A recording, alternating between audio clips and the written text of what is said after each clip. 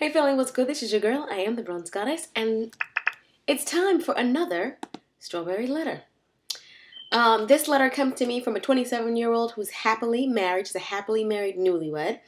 She says, my husband is 30 and we were both working full-time before getting married. We dated for 7 years. During those 7 years, we buckled down and finished school, undergrad and grad school. After graduating, we got engaged and planned our wedding. My husband had no problems finding a job and he was hired instantly. I, on the other hand, had difficulty. Interview after interview, rejection after rejection. After a year and a half, I landed a job in D.C. We moved to D.C. and then we begun our 9 to 5 day in, day out. My husband and I want to have a baby, but we're terrified because we don't feel financially prepared.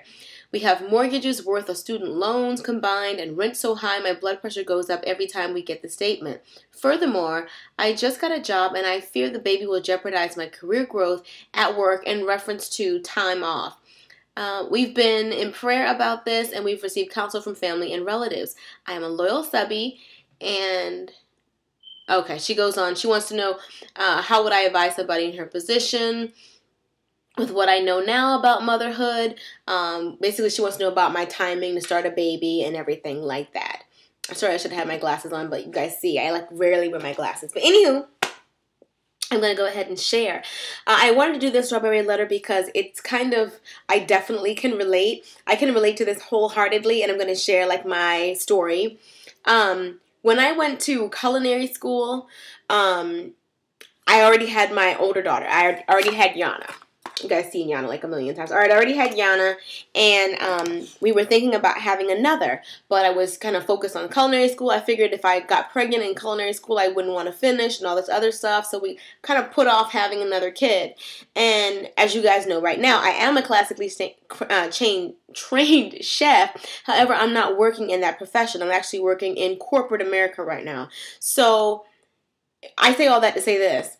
I was so focused on my career, the career that I thought I wanted so badly, and here I am not even doing it.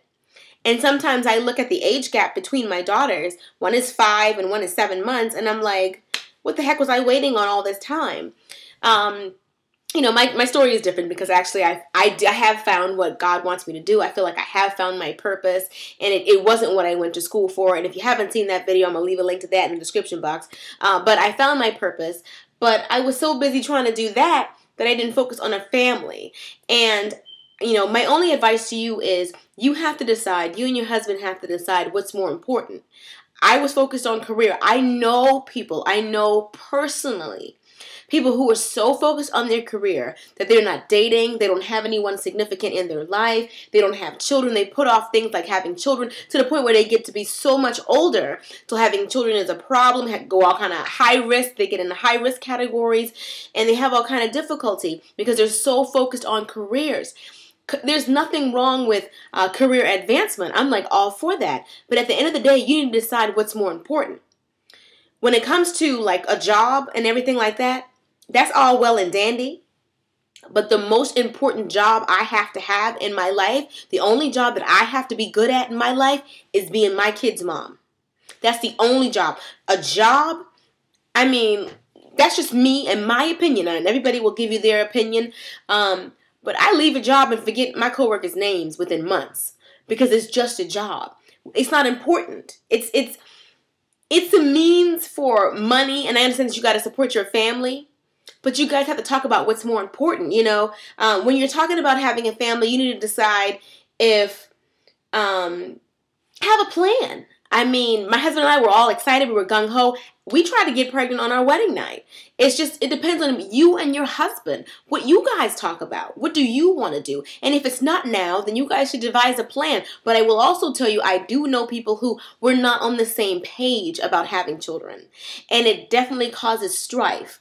The person you need to really be talking to is your husband. What do you guys want to do? Is this what you want?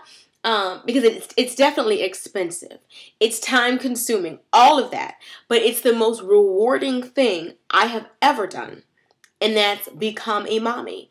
It is not for everybody. If you are even the slightest bit selfish or you're really into material things and everything like that, it may be a little bit harder for you because you have to sacrifice. Maybe you may have to sacrifice your new wardrobe for your kid. You have to sacrifice this for your kid or whatever. But it definitely is a selfless job. My kids come before anything, and even my career. But you know, I don't know. That's just my opinion. My opinion is you should talk to your husband about it. Make sure you guys are on the same page. If not right now, within a year, within 2 years, after 2 years of being on your job, you should be in a stable job. And I wouldn't worry about all of that. Let me give you an example. You're talking about time off. You guys, if you watch my videos, you know, you said you're a long-time subby, so you know I was having a complicated pregnancy at the end of my pregnancy with my last daughter, Kaya. And I was not eligible for all the leave that I received. I left my job in May and didn't return until August.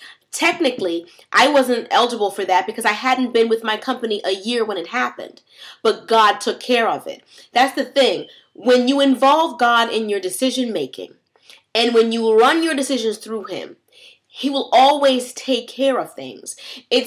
Children are a blessing. God took care of all of it. I didn't worry. I was even getting paid. I was getting paid when I was on leave. I was getting paid when I was on bed rest. God worked out every single little detail of that.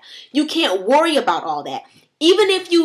That's the thing. People put off having kids because they want everything to be perfect. It'll never be perfect. We make plans and God laughs. You will not be able to know what's going to happen after this, what's going to happen after that. If you trust God, and you say, Lord, we just want this to happen when the time is right. We just want this to happen when when everything is in your plans and according to your will. He will. If you watch my video, I'm going to leave a link to it. I forgot the name of the video. Don't Bother the Master. If you watch that video where I talk about how my husband and I were trying to have a baby month after month after month, and it took almost a year. And I realize now that was because God was trying to set us up for the perfect season to have that baby. There are seasons, and the time was not right when we were trying. But we consulted Him. We said, I remember that prayer. Lord, when you want us to be expecting, then we will be expecting. But month after month, I was disappointed because I was like, God, isn't this the right time? But He wanted to set me up for a blessing. Involve God in your decision making about having this child, and you shouldn't have to worry about anything else. Cast your cares over on Him because He careth for you. Don't worry about all those details because you're never going to figure it out. You're not the one who's omniscient. You're not the one who knows everything. He is. He knows that if you get pregnant at this particular time, you're going to get a big baby shower. And like what happened with me. When I had my baby, I had 3 baby showers. I told you guys about that. I was a teacher at a college at the time. Students threw me one. Co-workers threw me one. And then my family threw me one. And that's all because it happened on God's plan. I didn't worry about anything when it happened. So that's my thing to you. Involve God in your decision making. Ask Him when the time is right. And if you and your husband want to try, I say try after you guys talk about it and everything. And just let the Lord say, Lord, whenever you feel the time is right for us to be pregnant, then let us, or give me a sign. That's another thing. Those signs shall follow them that believe. When you're asking God for something, ask Him to give me a sign. I'm actually working on a project that I can't really get into right now. But I want to say that God whispers to people. He whispers to you. People are always wondering, how does God speak to you? If you're thinking a voice is going to come out of the clouds, like James Earl Jones, the actor, that's not going to happen. But He'll speak to you in certain things. People will say things. Situations will come up. God always confirms what He says to you. If you're not listening, you will miss it. Ask God to give you a sign, and then be attentive and be prepared to hear from Him.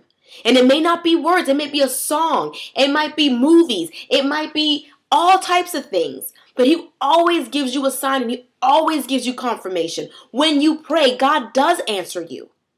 A lot of times they're not ready to hear the answer, so you miss it. Stop looking for a burning bush. Pray and then ask God to give you a sign. Make it plain to you. Make it clear to you. And when He gives you the okay to move, then you move. Keep involving Him in your decision-making process. Don't jump the gun. Keep involving Him in your decision-making process, and He will never steer you in the wrong direction. All right? I love you. You have a great day, guys. I love you, and I will see you all in the next video. If you have advice for her, please leave it below, and you can always leave a video response. All right? Till next time. Deuces.